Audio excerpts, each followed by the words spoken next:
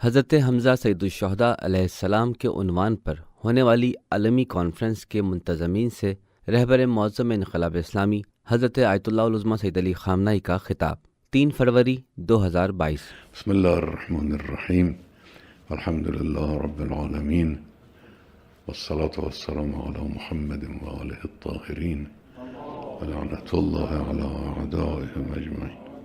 خیلی متشکرم حقیقتاً، میں حقیقتاً آپ حضرات کا بہت شکر گزار ہوں جنہوں نے اس بارے میں سوچا اور یہ بڑا اقدام انجام دیا۔ البتہ یہ ایک تمہید ہے، یعنی آپ کا یہ اقدام جناب حمزہ علیہ السلام کو خراج عقیدت پیش کرنے کا، یہ اجلاس، یہ کانفرنس، یہ تمہیدی کام ہے۔ اگلے کاموں کے لیے آئیڈیل معین کرنے والا کام ہے۔ اصل کام تو ہنر اور ہنرمندوں کو انجام دینا ہے۔ اس کام کے لیے پرفارمنگ، لسانی اور ویژول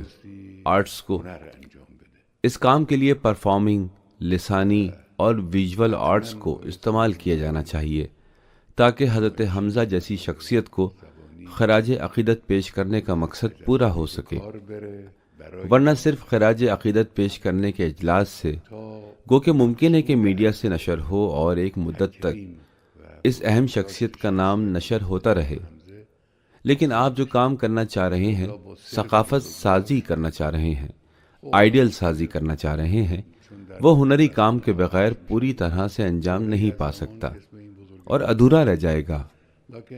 بنابراین آپ کا کام بہت اچھا ہے، آپ جو بھی کر سکتے ہیں، جیسا کہ آپ نے اشارہ بھی کیا، صحیح ہے۔ اعتقاد پر بھروسہ کیجیے اور کام کی کوالٹی بہتر سے بہتر بنائیے۔ یہ اس بات کا سبب بنے گا کہ جو ہنری کام کرنا چاہتا ہے اس کے پاس ضروری ماخذ اور ٹھوس دستاویزات موجود رہیں گی۔ اب کچھ جملے جناب حمزہ علیہ السلام کے بارے میں عرض کرنا چاہوں گا۔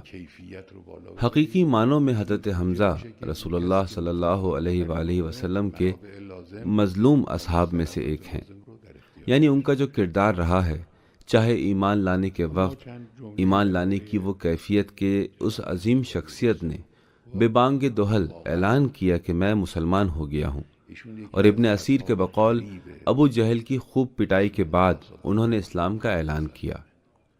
اسد الغابہ میں ابن اسیر نے اسی طرح بیان کیا ہے۔ اس کے بعد ہجرت کا مسئلہ، مدینہ پہنچنے کا مسئلہ، اسلام کی پرشکوہ عمارت کی تعمیر، جسے پیغمبر اکرم اس چھوٹے سے ماحول میں انجام دینا چاہتے تھے۔ حضرت حمزہ کی شخصیت کا بڑا اثر تھا،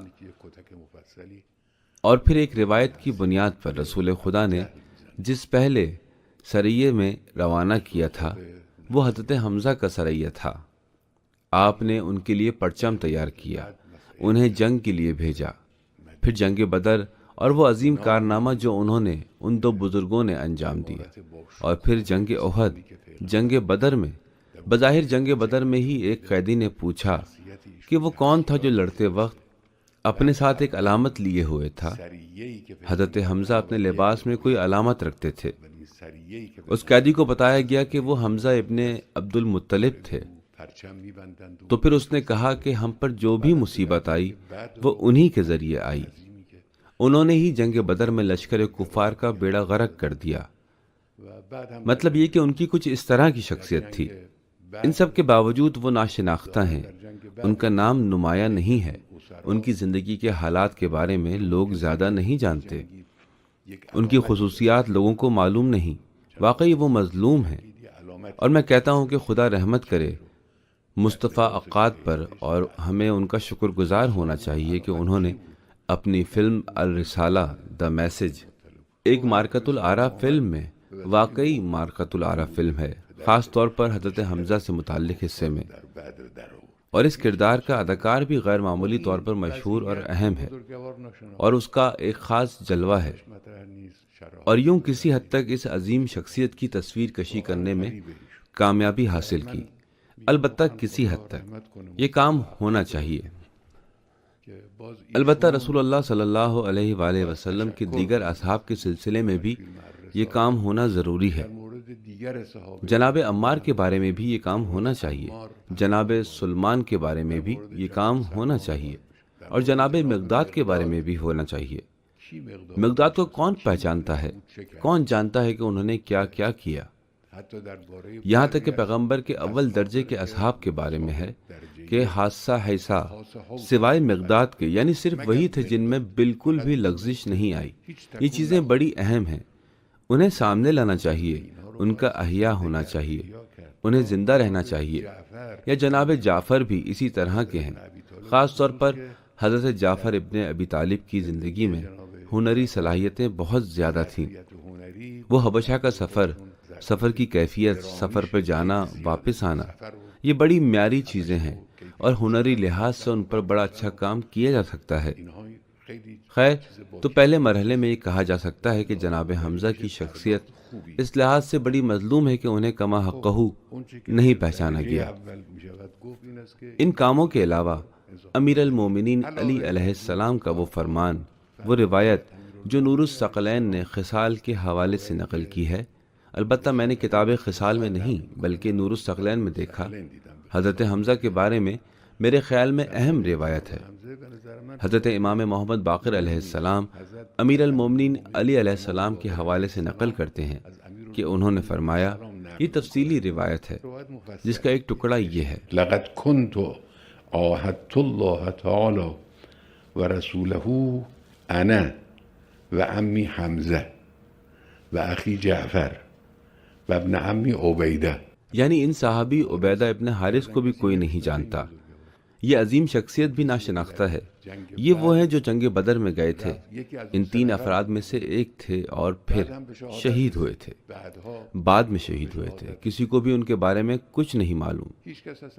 اور حضرت علی علیہ السلام ان کا نام لیتے ہیں، میں، میرے چچا حمزہ، میرے بھائی جعفر اور میرے چچا زاد بھائی عبیدہ۔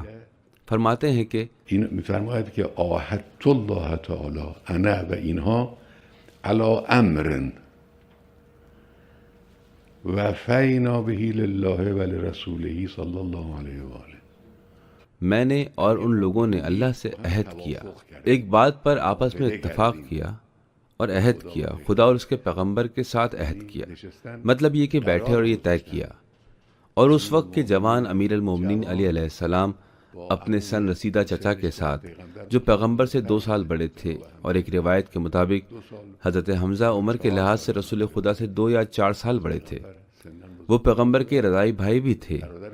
تو یوں امیر المومنین علی علیہ السلام اپنے ان چچا بھائی اور چچا زاد بھائی کے ساتھ بیٹھے اور ایک بات کا عہد کیا، اور وہ بات جہاد حتی الشہادہ، یعنی شہادت تک جہاد سے عبارت تھی، یعنی یہ کہ ہم اس راہ میں شہادت تک بغیر ڈرے آگے بڑھتے رہیں گے، شہادت حاصل ہونے تک جہاد کرتے رہیں گے۔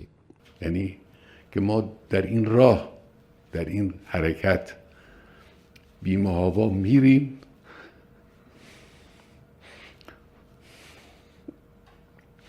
تا لحظه شهادت۔ بعد حضرت میفرماید که وفینا به لله و رسوله صلی الله علیه و آله فتقدمنی اصحابی۔ اس کے بعد امیر المومنین فرماتے ہیں، وفینا باللہ ولرسولہ صلی اللہ علیہ وآلہ، یہ لوگ یعنی میرے 3 ساتھی مجھ سے آگے بڑھ گئے۔ لما اراد الله تعالی فانزل الله فینا من المؤمنین رجال صدقوا ما عاهدوا الله علیه فمنهم من قضى نحبه۔ آیت کے آخر تک پھر کہتے ہیں کہ حمزہ، جعفر اور عبیدہ، جن لوگوں نے قضا نحبہ یعنی جنہوں نے اپنے عہد کو پورا کیا، وہ یہ 3 لوگ تھے۔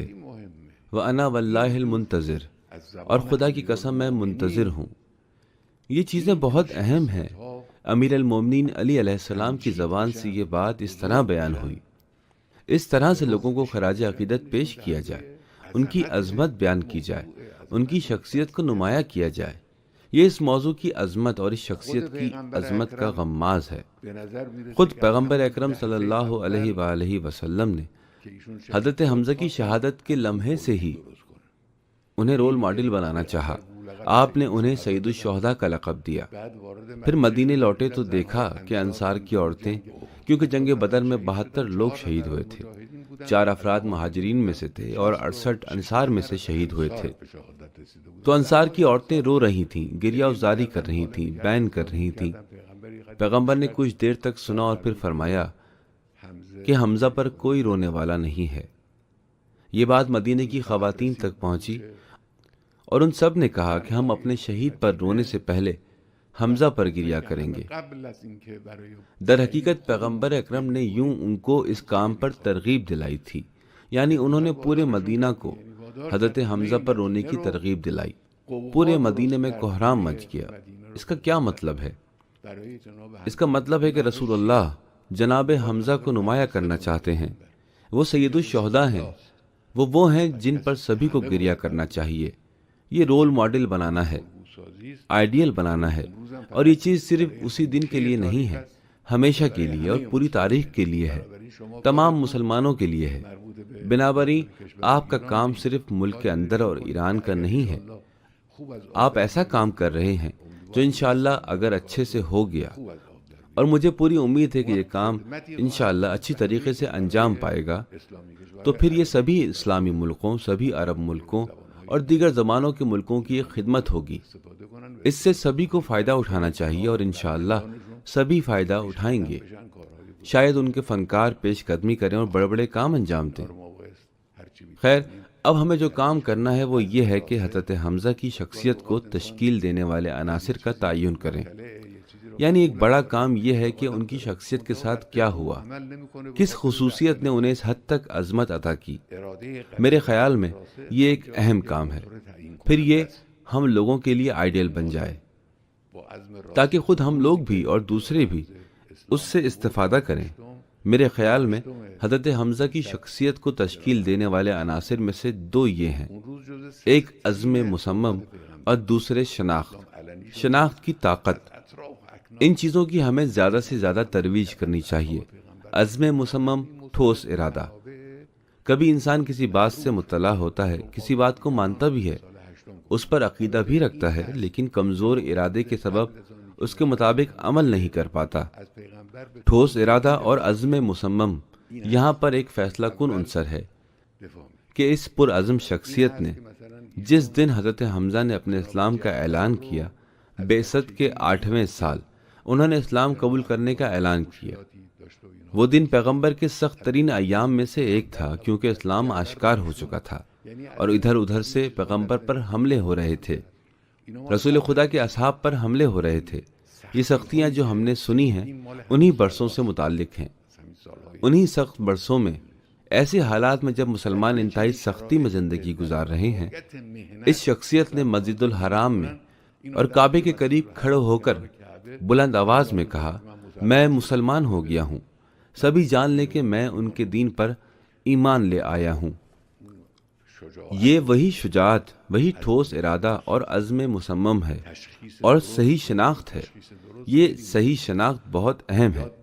ہمیں اپنے آپ کو، اپنے عوام کو یہ سکھانا چاہیے کہ مسائل کے بارے میں صحیح طریقے سے سوچیں اور صحیح تعین کریں۔ قالوا لو كنا نسمع او نعقل ما كنا في اصحاب السعير فاعترفوا بذنبهم۔ کاش ہم سنتے یا سمجھتے تو آج اس بھڑکتی ہوئی آگ کی سزا پانے والوں میں نہ شامل ہوتے۔ تو اس طرح وہ اپنے قصور کا اعتراف کر لیں گے۔ یہ کہ ہم نہ سنیں، نہ سوچیں، نہ غور کریں، یہ گناہ ہے۔ قرآن مجید اس طرح صراحت کے ساتھ اسے بیان کرتا ہے۔ تو یہ بزرگ شخصیت امام محمد باقر علیہ السلام کے مطابق امیر المومنین علی علیہ السلام کے حوالے سے صدقوا ما عاہد اللہ کی مصداق ہے۔ اب یہ سوال کہ صدقوا ما عاہد اللہ یعنی عہد الہی کو صداقت کے ساتھ پورا کر دکھانا، یہ کیسے ہوتا ہے؟ اس کی مکمل اور کامل شکل کیا ہے؟ اس کی مکمل اور کامل شکل یہ ہے کہ انسان الہی تعلیمات، الہی احکام، خدا کی معین کردہ راہ کے لیے خود کو آئیڈیل بنا دے، خود کو اس کا مصداق بنا لے۔ انشاءاللہ ہمیں یہ سیکھنا چاہیے۔ اگر معاشرے کی سرکردہ شخصیات اس طرح کی شخصیات تیار کرنے کی کوشش کریں تو ان میں سے ہر ایک حساس مواقع پر معاشرے کو نجات دے سکتی ہے۔ واقعی ایسا ہے بھی۔ ہم اس بات پر اتفاق نہ کریں کہ کچھ ایسے لوگوں کی تربیت کریں یا واعظ و نصیحت کریں یا ایسا ہی کچھ اور کریں کہ نتیجتاً وہ اچانک ہی کوئی بھی بات تسلیم کر لیں۔ نہیں، کوشش یہ ہونی چاہیے کہ ایسی ایک پوری مشینری ہو۔ الحمدللہ جامعۃ المصطفیٰ اس سلسلے میں ایک سرگرم مرکز ہو سکتا ہے۔ کم میں بعض مراکز جنہیں الحمدللہ حال ہی میں اعلیٰ دینی تعلیمی مراکز کی کارآمد منتظمہ نے وجود عطا کیا ہے، اس طرح کی چیزوں کی راہ ہموار کر سکتے ہیں۔ کچھ تشہیراتی ادارے بھی اس سلسلے میں اچھا کام کر رہے ہیں۔ ہم ایسی شخصیتیں تیار کریں جو خود الہی تعلیمات، اسلامی تعلیمات اور اسلامی احکام کی مصداق ہوں۔ اگر اس طرح کی شخصیات تیار ہو گئیں تو پھر اسلامی تمدن کی تشکیل، اسلامی تہذیب کی تشکیل ایک یقینی بات ہوگی، یعنی پھر اس میں کوئی شک و شبہ نہیں رہ جائے گا۔ انشاءاللہ خداوند عالم آپ لوگوں کو اجر عظیم عطا کرے، آپ کو کامیاب کرے تاکہ آپ اس کام کو اور اگلے کاموں کو انشاءاللہ بہترین طریقے سے انجام دے سکیں۔ اس اجلاس کے انعقاد میں شامل تمام حضرات کا میں اپنے طور پر بھی شکریہ ادا کرتا ہوں۔ السلام علیکم ورحمۃ اللہ۔